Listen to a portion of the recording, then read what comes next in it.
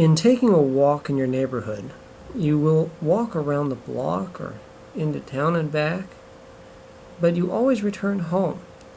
And at the park, too, the trail leads here and there, but you will eventually find your way back to where you began. But walking in the wilderness is somewhat different. Where do you return to from the open highway or the forest road, or when there's no path at all?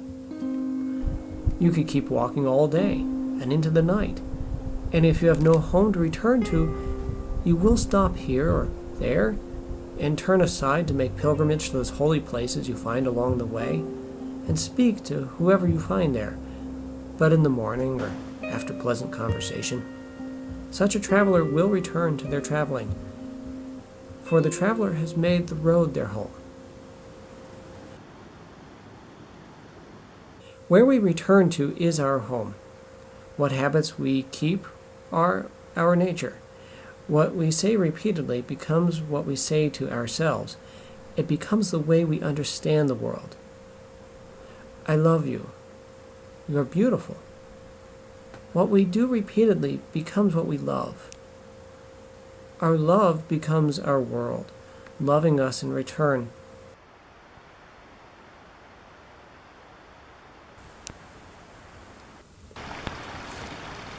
All those who travel widely know this is a beautiful world, a place of safety and sanctity, and trust its basic gentility and kindness. Freedom is our inheritance. Life is our birthright. Heaven, not hell, is what we hope for. Peace, not war, is what we would reclaim. Love, not hate, is the house we were all raised in. This is our home. This is where we seek to return. Why should we make fear our home?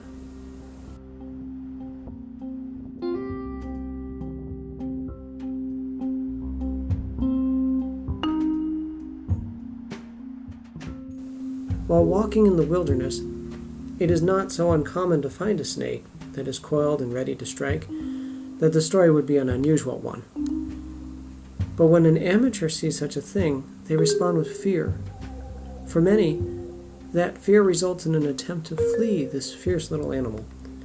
In attempting to flee this animal, most will stumble and fall and become injured either by the snake, which they senselessly provoked through their foolish antics, or otherwise through their own carelessness. The commonness of injury has led to a profound fear of snakes by other amateurs, so that whether or not the snake is resting or hiding or ready to strike, they will hunt down and kill the animal out of habit.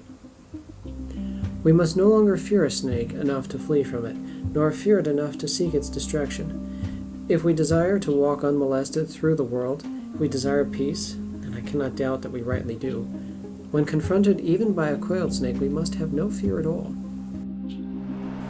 Even traveling the broad highway can result in a person getting lost at the first detour. How much more difficult is this doubtful trail in our wilderness that you would explore? The obstacles and wonders which lie in front of you cannot be easily described. Some things you must see for yourself, and yet I would encourage you that the trail is not beyond your training. And if ever you are in doubt, simply follow in the footsteps of those who travel ahead of you. Seek friends and companions, and support each other, and never leave one of you behind in the darkness. Seek a teacher, someone who knows the path, someone to guide your inevitable progress, as a drop of water naturally seeks another. Drop by drop, join together, as every drop of water collects until they form a trickle and a mountain spring. Such a spring naturally wanders only a little way before finding others to form a creek. The creek breaks free of its gully to join with others and form a mighty, unstoppable river. The river inevitably finds the ocean. I encourage you, your progress homeward is inevitable, though admittedly slower and more difficult and more wandering at the beginning than towards the end.